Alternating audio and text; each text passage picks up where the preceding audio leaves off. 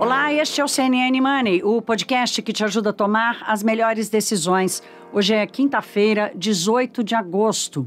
Eu sou Thaís Herédia, eu tô sozinha aqui hoje nesse episódio. Priscila Yasbeck, com férias merecidas, passa uns dias longe de nós, mas daqui a pouco ela tá de volta. Então vamos lá, saber quais são as principais notícias e informações para você acompanhar nesta quinta-feira na economia no Brasil e no mundo. Ô minha gente, aqui hoje é mais um daqueles dias para testar o interesse pelo investimento de longo prazo aqui no Brasil. Vai acontecer nessa tarde, na tarde dessa quinta-feira, a 7ª rodada de concessões de aeroportos do Brasil, colocando à venda 15 terminais de aeroportos espalhados por 6 estados, entre eles a joia da coroa do setor aéreo brasileiro. Você acertou, o aeroporto de Congonhas, que fica aqui na capital do estado de São Paulo, aqui em São Paulo. O modelo dessa concessão é do tipo compre um, leve vários. Quem levar Congonhas carrega outros 10 terminais menos lucrativos. Agora aqui tem uma informação importante. Os favoritos para participarem do leilão foram saindo da disputa e sobrou apenas a espanhola Aena para arrematar o bloco mais importante da rodada, que é esse que tem Congonhas e mais 10 terminais. Então, só ela vai participar, só ela apresentou proposta, né? Vamos ver às 14h como vai acontecer o leilão. Como vocês sabem, a gente grava o episódio cedinho. Amanhã traremos aqui as repercussões. Bom, falando de investimento de longo prazo no Brasil, entre muitos entraves apontados pelos investidores, está o nosso sistema tributário, né? Considerado o mais caótico do mundo. Esse está no topo da lista. Não é apenas da carga de impostos que os empresários reclamam, que os investidores reclamam, porque ela é alta mesmo, mas ela é alta para países emergentes. Ela não seria alta para países desenvolvidos. Mas para nós, um país em que tudo precisa se fazer, o custo acaba ficando elevado. Mas não é só isso não. O sistema brasileiro manda conta ainda da sua complexidade, do custo para lidar com a conformidade das regras, né? Como a gente diz, olha, eu gasto para acertar os impostos que eu tenho que pagar. Pois bem, a reforma tributária, vocês sabem há quanto tempo a gente fala disso aqui? Ela é um tema de décadas aqui no Brasil. E mesmo quando um modelo de correção do sistema parecia promissor, que são as 2 PECs, propostas de emenda à Constituição, que estão no Congresso Nacional, prevendo a unificação dos impostos e uma simplificação do sistema brasileiro, esse movimento de 2 anos atrás parecia ter engatado o país na discussão correta para a mudança e para a aprovação de uma reforma. Mas quem saiu ganhando foi a disputa política. Ela é que dominou o debate. Nesse contexto, o ministro Paulo Guedes, agora já em campanha pela reeleição do presidente Jair Bolsonaro, garantiu que se Bolsonaro for reeleito, ele fica no Ministério da Economia e faz uma reforma tributária. Atenção, hein? Agora espera. O propósito central dessa reforma que Paulo Guedes quer fazer, já no ano que vem, não é simplificar o sistema. A promessa do Guedes é taxar lucros e dividendos para manter o Auxílio Brasil em R$600. Essa promessa de manutenção do Auxílio Brasil é do presidente Bolsonaro, mas é também de seu principal adversário, Lula da Silva, que concorre pelo Partido dos Trabalhadores, que também está dizendo que vai manter o Auxílio Brasil em R$600. Minha gente, muita calma nessa hora. Nada mudou no orçamento brasileiro para que ele consiga aguentar tanta mudança. Querem ver um exemplo? Mudança na tabela do imposto de renda. Correção da tabela do imposto de renda. Isso é promessa de campanha de 15, 20 anos atrás.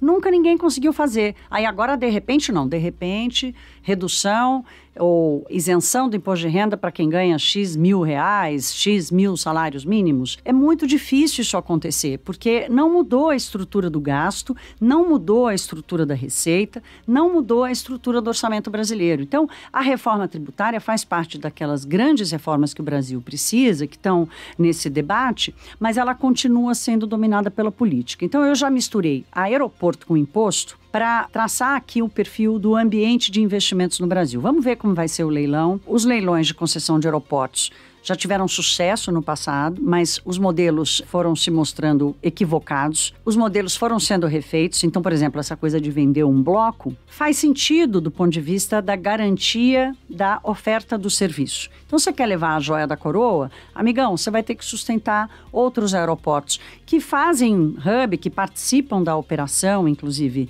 com Congonhas, por exemplo, mas que não são tão lucrativos. Mas o negócio de aeroportos como um todo pode ser lucrativo. A CCR, que é uma grande empresa de infraestrutura, era a favorita para participar e na última hora desistiu. Então tem vários sinais aí. O lance mínimo é de 740 milhões de reais, um pouquinho mais do que isso, e os investimentos previstos para todos os blocos nos aeroportos passa de 7 bilhões de reais nos próximos anos. Então tem investimento comprometido aí, tem expectativa de melhoria dos serviços. Vamos ver como vai ser o resultado do leilão.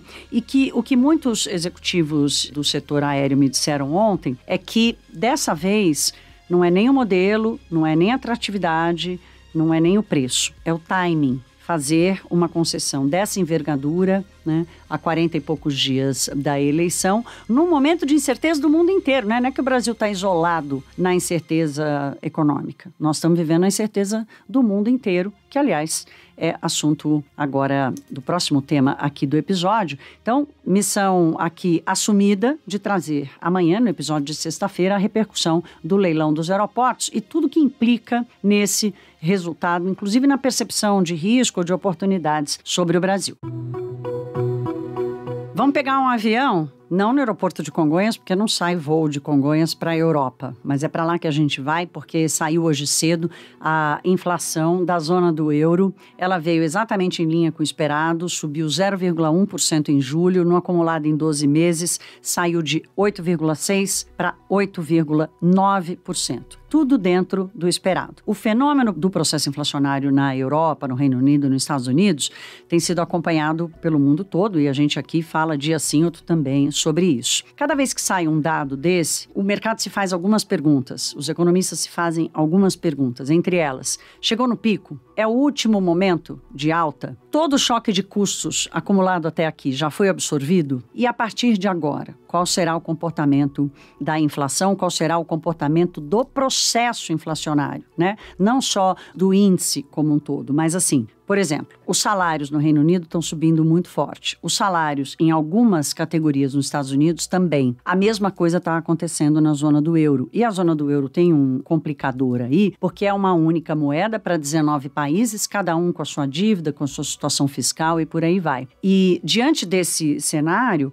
a inflação da zona do euro coloca ali mais uma quase certeza de que o Banco Central Europeu vai precisar subir os juros de novo. Vocês se lembram que agora em julho eles fizeram a maior alta desde a história do euro, um movimento de alta de 0,5 ponto percentual. A taxa saiu do patamar negativo em que estava e há a expectativa de um novo movimento para isso. Nós vamos acompanhar, claro, aqui como isso vai se dar, mas hoje quero dividir com vocês já a participação do Roberto Atucci, que é economista e CEO da Omni Research, na leitura desse índice da zona do euro e no que está no radar do mercado global para frente, olhando para frente um pouco. Vamos ouvir. Vai demorar um pouco e nem os bancos centrais, normalmente a função deles não é, eles têm que ser realistas e não podem ficar só vendendo otimismo, mas os próprios bancos centrais dizem que em função de uma série de coisas, de fatores, a gente vai demorar para ver a inflação naquele nível anterior à pandemia e à guerra, que era de 2%. Primeiro porque você não tem o efeito deflacionário da China, quer dizer, essa reorganização das cadeias de produção, ela é inflacionária. E tem também a questão energética. Demora um pouco de tempo até a oferta de energia ser restabelecida. E, por outro lado, o Fed já deu o recado de que os juros vão ficar altos durante um bom tempo. Se você olhar o mercado de títulos nos Estados Unidos, até pouco tempo atrás, eles estavam precificando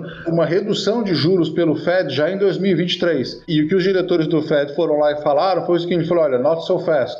E o que aconteceu na Europa foi um pouco uma tempestade perfeita, tá, com o custo de energia. O preço do gás aqui, para você ter uma ideia de quão caro, quão disruptivo é esse preço de gás, você pode fazer uma equivalência quando você olha a intensidade de energia entre o preço do gás e o preço do petróleo. Então, os preços do gás na Europa hoje, se você fizer equivalente em petróleo, dá mais ou menos $400 por barril, enquanto você tem $100. Essa tempestade perfeita foi que, obviamente, a interrupção da oferta de gás pela Rússia, que hoje está aí na casa de 20%, no Nord Stream 1 só, que é o principal gasoduto, o Nord Stream 2 nem entrou em operação, e teve esse verão, quer dizer, com essas ondas de calor, que não só aumentaram a demanda por energia, por mais ar-condicionado nos lugares, mas, para você ter uma ideia, o negócio foi tão dramático. A França, por exemplo, usa energia nuclear. Os rios estavam tão quentes que você não conseguia esfriar o reator. Foi isso que aconteceu agora. Então, demora um pouco de tempo para tudo isso se ajustar. Turma, vocês ouviram o Roberto Atucci citar a questão do Fed. Ontem saiu a ata do Fed e, assim, a gente tem que achar engraçado, né, para não achar outra coisa, porque sinal dos tempos é que entre os grandes bancos, por exemplo, a leitura da ata do Fed ficou completamente dividida. O Goldman Sachs tem certeza que o Banco Central dos Estados Unidos vai fazer o próximo movimento de 0,5 ponto percentual. O Citi está convicto de que vai ser 0,75. Então, a movimentação do mercado ontem, no pós-ata da última reunião do Banco Central americano, ela foi de muita volatilidade. As bolsas estavam caindo, daí, de repente, amenizaram as perdas. O dólar estava subindo frente às outras moedas, a mesma coisa aqui no Brasil. O dólar chegou a bater R$ 5,21 aqui, acabou voltando um pouco. Lá fora, as bolsas não conseguiram virar para o positivo. Aqui no Brasil, o Ibovespa conseguiu virar. A abertura dos mercados hoje, nessa quinta-feira, também toda negativa, tanto na Europa quanto nos Estados Unidos, porque o que a ata deixou muito claro é que, primeiro, a inflação é a grande prioridade e ela está inaceitavelmente elevada, né? Estou usando palavras aqui do próprio documento. E vocês ouviram também o Atucci dizer ali que entre as 3 questões globais mais importantes, uma delas não é mais quanto o Fed vai subir os juros, é por quanto tempo os juros vão ficar altos. É o mesmo questionamento que existe aqui no Brasil. A última sinalização do nosso Banco Central é, olha, eu quero parar de subir os juros, mas eu vou ter que manter essa taxa por muito tempo. O que vai ficando muito claro, e é aqui a próxima participação do Atucci que eu quero dividir com vocês, é que qual será o timing, dado a diferença dos processos, né? A inflação no Reino Unido está pesando muito mais. Na zona do euro ela tem uma dinâmica, nos Estados Unidos ela tem outra. Então, qual vai ser o tempo necessário de taxas de juros muito altas nas grandes economias e nos países emergentes tendo que responder com a régua lá para cima, como a Priscila Yasbeck costuma dizer? Quanto tempo isso vai durar? Será que já dá para traçar um horizonte? Vamos ouvir o Atucci. Eu acho que a inflação chegou no pico agora, o número, ano a ano, ele vai começar a declinar, mas tudo isso depende muito do que acontecer daqui para frente com os custos de energia, tá? Que eu acho que a gente tem falado, tem 3 questões que são muito importantes para os mercados globais. A primeira delas é quão rápido a inflação americana vai cair, e eu acho que o mercado gostou, quer dizer, do fato de a gente ter tido uma surpresa positiva com a inflação, tanto no varejo como no atacado nos Estados Unidos na semana passada. A segunda questão é quão rápido a China vai aprender a viver com o Covid, então isso vai determinar aí a velocidade, né, da recuperação econômica na China, e a China ter um peso importante para o mundo. E a terceira questão é o que vai acontecer com o custo de energia na Europa, que é realmente um problema, é o que puxou a inflação. O mercado inteiro está olhando isso. A crise energética na Europa é séria. Para você ter uma ideia, várias indústrias que são muito intensivas em energia estão fechando. Então, a Europa, praticamente um ano, perdeu metade da capacidade de produção de alumínio e zinco, porque é caro demais. Quer dizer, com esse preço de energia não vale a pena produzir. Então, os estoques de zinco e alumínio na Europa estão praticamente zerados agora. Tá aí, minha gente. A novela continua. Nessa quinta-feira tem previsão de fala de 2 diretores do Banco Central dos Estados Unidos. Eles estão absolutamente vocais, né? Todo dia um fala, ou pelo menos um fala, para tentar ir acomodando e ancorando as expectativas do mercado financeiro. E amanhã eu trago aqui para vocês todas as repercussões disso e, como já prometido, também o resultado do leilão. E só para deixar um aperitivo, amanhã é dia 19 de agosto. Será que vocês lembram o que vai acontecer dia 19 de agosto? Assembleia Geral Extraordinária dos Acionistas da Petrobras, para aprovar o novo conselho da companhia e confirmar Caio Paes de Andrade como presidente, ou pelo menos como conselheiro, para aí sim ele ser confirmado como novo CEO da Petrobras.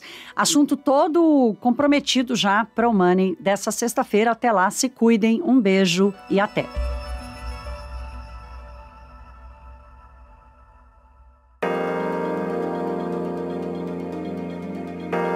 Com a apresentação de Thaís Heredia e Priscila Yasbeck, este podcast foi produzido pela Maremoto para a CNN Brasil. Edição e sonorização, Caio Corraine. Coordenação geral, Paula Weinberg e Felipe Gomes. Coordenação de produto, Verônica Schneider. Coordenação editorial, Diego Toledo. Você também pode ouvir o CNN Money no site da CNN Brasil. E aproveite para conhecer os nossos outros programas em áudio. Acesse cnnbrasil.com.br/podcasts.